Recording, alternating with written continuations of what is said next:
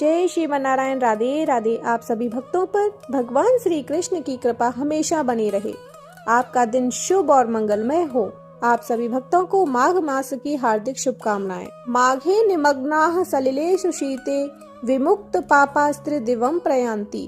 प्रिय भक्तों, माघ के स्नान की कितनी बड़ी महिमा है कि स्कंद पुराण के रेवा खंड में माघ स्नान की कथा के उल्लेख में आया है कि प्राचीन काल में नर्मदा तट पर शुभ व्रत नामक ब्राह्मण निवास करते थे। वे सभी वेद शास्त्रों के अच्छे ज्ञाता थे, किंतु उनका स्वभाव धन संग्रह करने का अधिक था।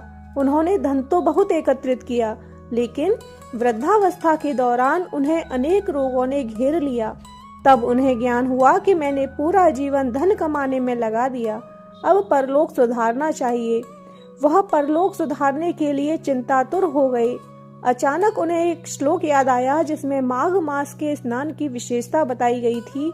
उन्होंने माघ स्नान का संकल्प लिया और माघे निमग्नाः सलिलेषु शीते विमुक्त पापास्त्र दिवम प्रयान्ति इसी श्लोक के आधार पर नर्मदा में स्नान करने लगे। 9 दिनों तक प्रातः नर्मदा में जल स्नान किया और 10वें दिन स्नान के बाद उन्होंने अपना शरीर त्याग दिया। शुभ व्रत ने जीवन भर कोई अच्छा कार्य नहीं किया था, लेकिन माघ मास में स्नान करके पश्चाताप करने से उनका मन निर्मल हो गया। माघ मास के स्नान करने से उन्हें स्वर्ग की प्राप्ति हुई। इस तरह जीवन के अंतिम क्षणों में उनका कल्याण हो गया। प्रिय भक्तों, कल हमने श्रवण किया था माघ मास महात्म्य का 4था अध्याय। आज उससे आगे की कथा श्रवण करेंगे, यानी कि माघ मास महात्म्य का 5वां अध्याय श्रवण करेंगे। तो बोलिए श्री कृष्ण भगवान की जय। माघ के स्नान की जय। दत्तात्रेय जी कहते हैं कि हे राजन, एक प्राचीन इतिहास कहता हूँ। भृगुवंश में ऋषिका नाम की एक ब्राह्मणी थी जो बाल्यकाल में ही विधवा हो गई थी।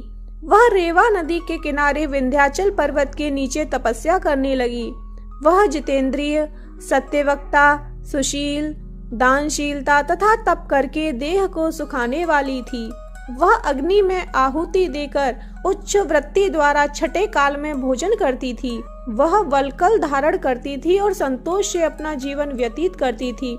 उसने रेवा और कपिल नदी के संगम में 60 वर्ष तक माघ स्नान किया और फिर वहीं पर ही मृत्यु को प्राप्त हो गई। माघ स्नान के फल से वह दिव्य 4000 वर्ष तक विष्णु लोक में वास करके सुंद और उपसुंद दैत्यों का नाश करने के लिए ब्रह्मा द्वारा तिलोत्तमा नाम की अप्सरा के रूप में ब्रह्मलोक में उत्पन्न हुई।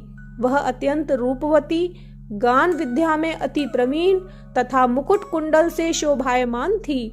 उसका रूप, यौवन और सौंदर्य देखकर ब्रह्मा भी चकित हो गए। वह तिलोत्तमा रेवा नदी के पवित्र जल में स्नान करके वन में बैठी थी।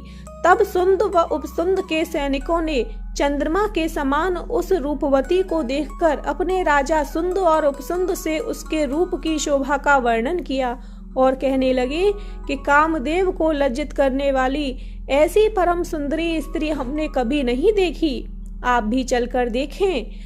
तब वह दोनों मदिरा के पात्र रखकर वहां पर आए जहां पर वह सुंदरी बैठी हुई थी, और मदिरा के पान विवहल होकर काम क्रीड़ा से पीड़ित हुए और दोनों ही आपस में उस स्त्री रत्न को प्राप्त करने के लिए विवादग्रस्त हुए और फिर आपस में युद्ध करते हुए वहीं समाप्त हो गए।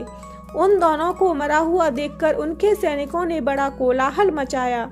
तब तिलोत्तमा काल रात्रि के समान उनको पर्वत से गिराती हुई 10 दिशाओं को प्रकाशमान करती हुई आकाश में चली गई और देव कार्य सिद्ध करके ब्रह्मा के सामने आई। तो ब्रह्मा जी ने प्रसन्नता से कहा कि हे चंद्रवती, मैंने तुमको सूर्य के रथ पर स्थान दिया।